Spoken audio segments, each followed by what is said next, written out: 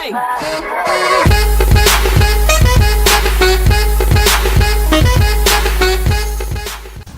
What's up, everybody? Welcome back to the channel. Today we're going to be going over some WWE news and rumors. This is the first episode of this series we're going to be doing weekly, going over some developing situations that occur during the week between Raw and pay-per-view or SmackDown, what have you. So today we kind of got a big story. Wade Barrett is going to be leaving WWE in June. He has decided not to renew his contract with WWE after June due to mostly the bad booking, which he stated here.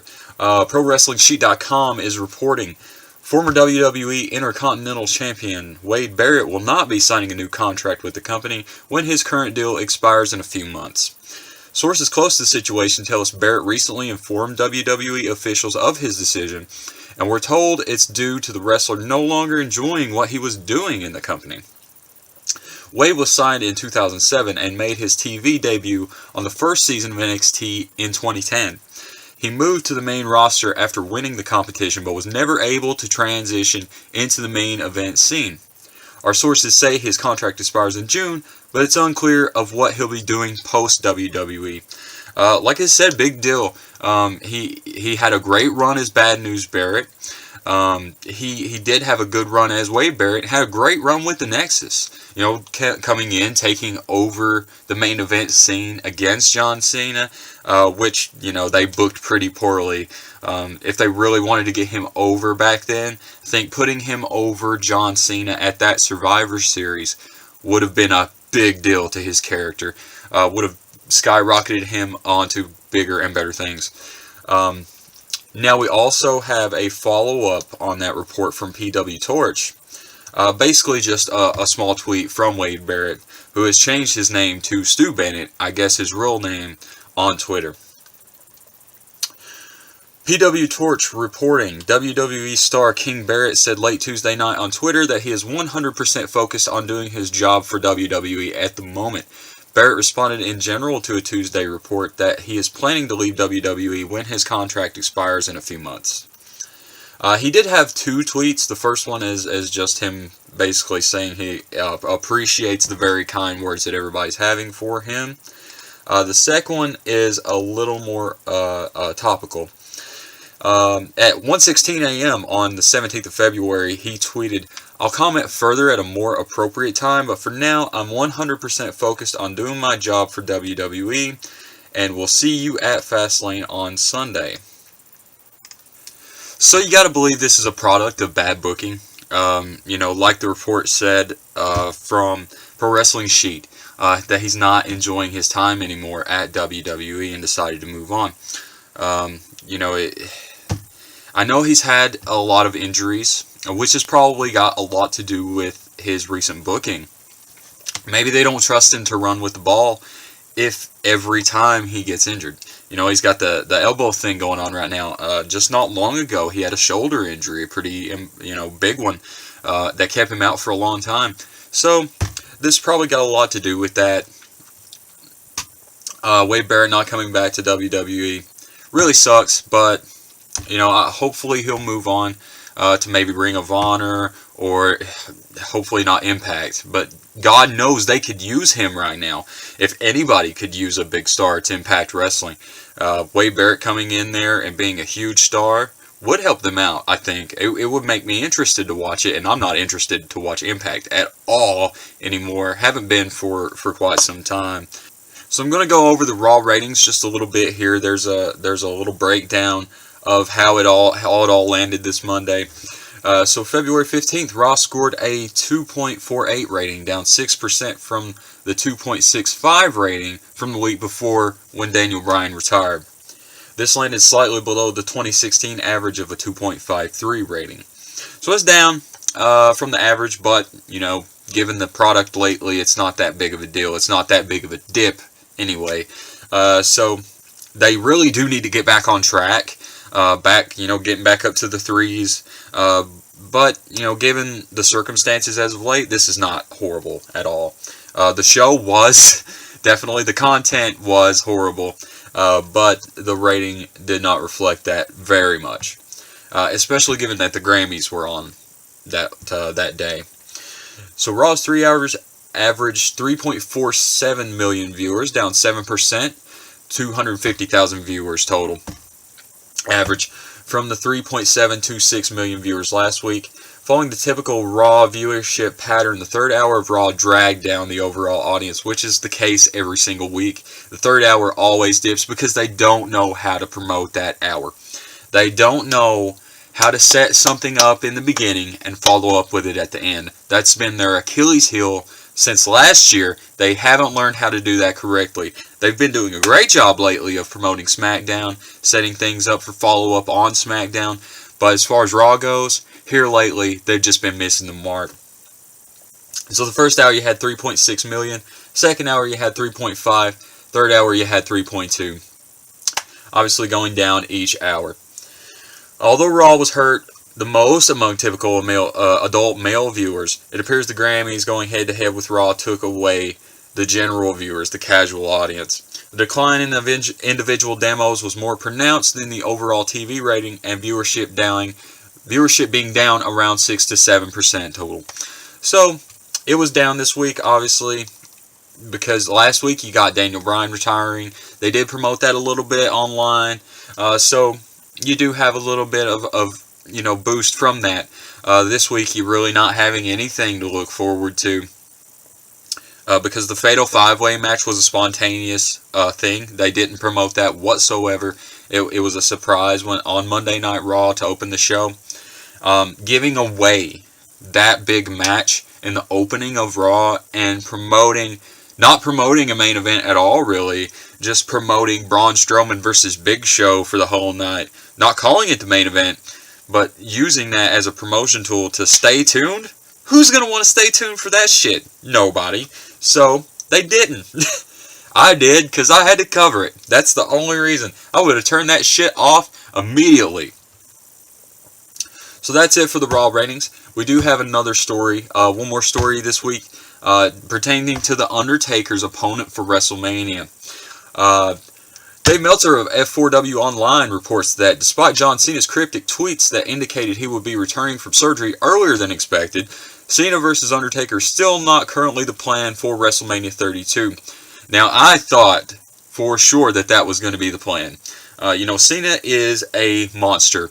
He comes back from injury faster than anyone I've ever seen in my life. The dude can just work and put the rehab in and get back in the ring faster than anyone I've ever seen. So, I really thought that was going to happen. I thought we would see Cena at Fastlane this weekend, or the Raw after that pay-per-view on Sunday. So, continuing on, Meltzer was told that Undertaker has an opponent scheduled for the event. The only information that has been given is that Undertaker's opponent isn't planned to be Cena, Kevin Owens, Braun Strowman, or Brock Lesnar. One name sticks out in that, Braun Strowman. Thank you, we're not having that match. That's the most important thing from this whole story. We're not getting Undertaker versus Braun Strowman. I'll be fine. Anything else but that I can take if it's not Roman Reigns or Braun Strowman. I'm a happy guy. So continuing on, the opponent is believed to be someone who isn't currently active on the roster right now. While that will lead to some people speculating about Sting, his neck has spinal stenosis and he still needs to have surgery. That is a huge, huge deal. He has still not had surgery for the spinal stenosis that he got at Night of Champions. It would be great to see that match. That's everyone's dream match. Sting versus Taker. Sting versus Taker. Everybody's wanted to see that for years and years and years. Unfortunately, it's just not a possibility this year, and I don't think it's going to happen ever. I don't think Undertaker's match is going to be the last match for him at WrestleMania 32. It would be a great way to end his career, to end it in Dallas. The biggest WrestleMania ever, the Undertaker retiring and whatnot, but I just don't see it happening. I think what's going to happen is he's going to wrestle someone, probably Bray Wyatt.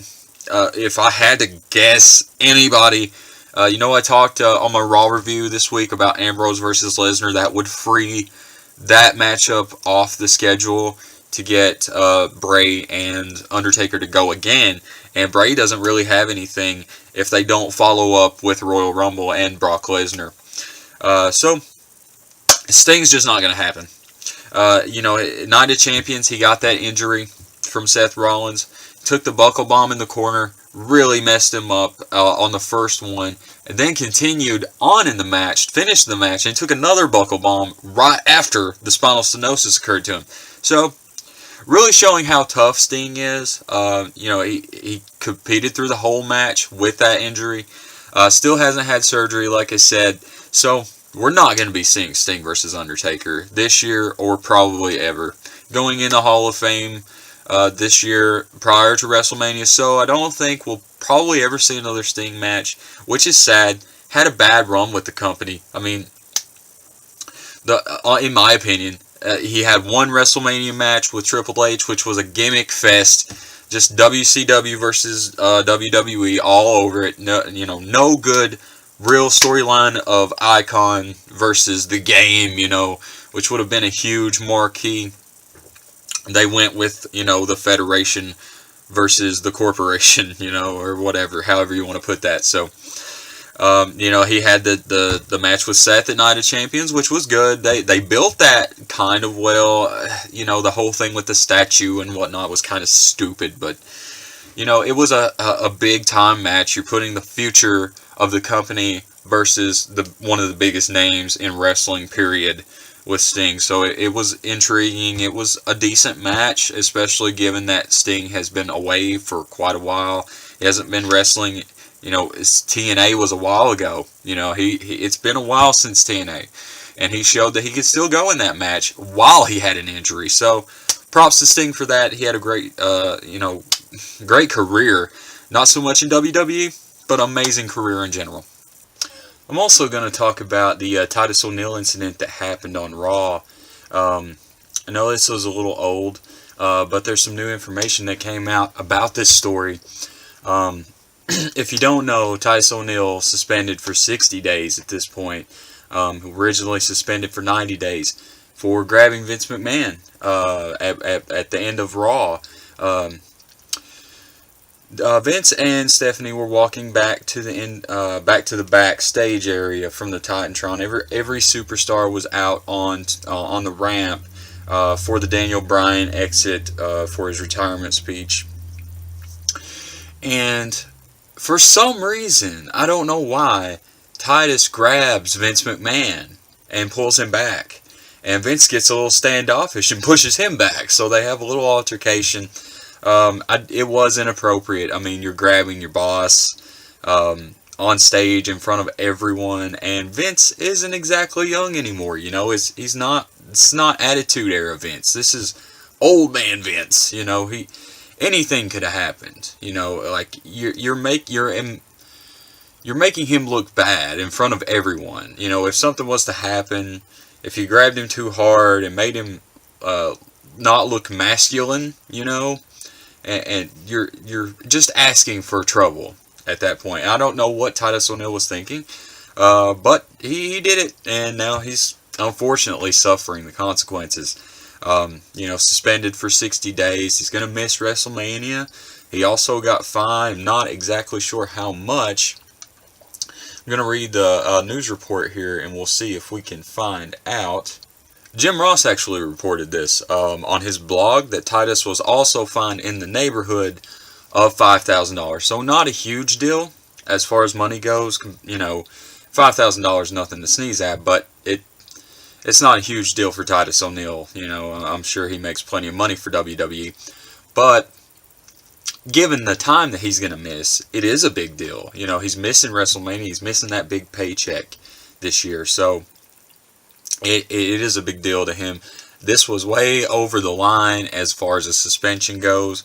I understand the situation that Vince has to do something about this. Give him a good talking to, hey, don't you ever do that again, kind of deal. And, it sucks because he was on a good run. He was picking up some wins. He was coming into his own as a singles competitor, not a star by any means, but he was racking up some wins and building some credibility for himself for maybe a future run. And now that's just completely gone. That stops in its tracks. And this is what happens when you cross the bus. You know, you can't do that kind of thing. So, Titus getting fined, suspended for 60 days. There was talk of this being a racist act. You know, that I think is absolutely ridiculous. I don't think this had anything to do with him being black and Vince McMahon being white. It would have happened no matter who done that to him. Vince McMahon, as we all know, has a very big ego. Doesn't want to be manned up in front of everybody, you know. So, not a racial thing, but definitely sucks for Titus O'Neil. So that's about it for the news this week. I do have one more quick thing. Mark Henry's injury on Monday Night Raw was a real anomaly. You know, the match ended really weird with Big E, him just falling off and taking a pinfall. There was no official report as to what that injury is, but Mark Henry did leave a small tweet saying that it was a small rib injury. He'll live. That was about the extent of it, and we didn't really hear anything else about it. So that's it for this week. I hope you guys enjoyed the show. We're going to be doing this weekly now, just covering WWE News and Rumors, keeping everybody in the loop. And leave your comments below. Let me know what you thought of the news this week. Share and like this video. I'd really appreciate that. And subscribe to the channel if you like this and want more videos of this nature.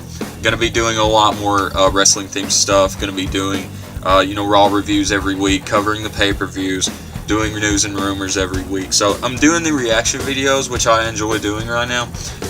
But we're going to start moving into this territory as well, because wrestling has always been a huge part of my life. I love it. Always will, probably. So I hope you guys enjoyed it again. Check out my reaction videos. I've got about 2 or 3 uploaded right now, working on a 4th. I'm going to be doing a reaction to WhatCultureWrestling, how to book WrestleMania this year. So that's going to be interesting to see what they say. They always do a really great job at that channel of breaking down what WWE has missed in the past and what they're missing now, how they could book themselves out of this corner that they've put themselves in. They do a really great job over there. I'll leave the link to their channel down in the description of this video if you want to check out the original. I'll also link that in the reaction video I'm putting out later. So, thanks again for joining me. We'll see you guys next time. Hey.